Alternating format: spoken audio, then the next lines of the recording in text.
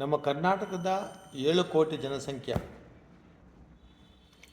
ನಮ್ಮ ಕರ್ನಾಟಕ ವಿಸ್ತೀರ್ಣದಲ್ಲಿ ಸುಮಾರು 35,000 ನೋಂದಣಿ ಆಗಿರುವ ದೇವಸ್ಥಾನಗಳಿದೆ.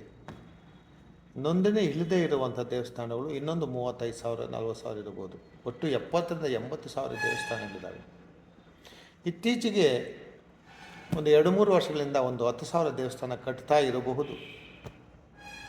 ಈ ದೇವಸ್ಥಾನಗಳ ನಿರ್ವಹಣೆ, ನಿರ್ಮಾಣ, ಖರ್ಚು ವೆಚ್ಚಗಳು ಅಂದಾಜು ಲೆಕ್ಕನಲ್ಲಿ 1 ಲಕ್ಷ ಕೋಟಿ ಬೀಳುತ್ತೆ.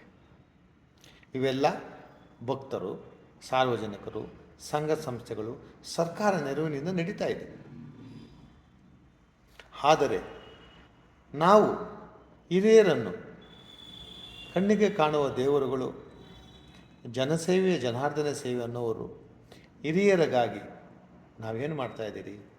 7 ಕೋಟಿ ಜನಸಂಖ್ಯೆಯಲ್ಲಿ 8% ಹಿರಿಯ ನಾಗರಿಕರಿದ್ದೀರಿ.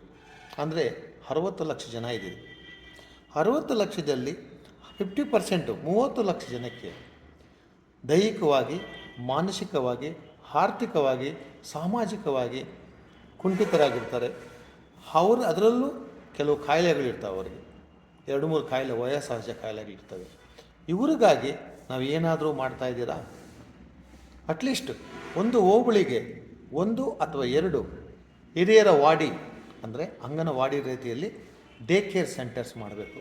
ಅವರ ಆರೋಗ್ಯ, ಅವರು ಕೇರನ್ನು, ಅವರು ಫಿಸಿಯೋಥೆರಪಿ ಮಾಡೋದು, ಆರೋಗ್ಯ ರಕ್ಷಣೆ ಮಾಡೋದು, ಅವ್ರಿಗೆ ಉತ್ತಮವಾದಂಥ ನ್ಯೂಟ್ರಿಷನ್ ಕೊಡೋದು, ಇದು ಮಾಡಿದ್ರೆ ಅತ್ಯುತ್ತಮ.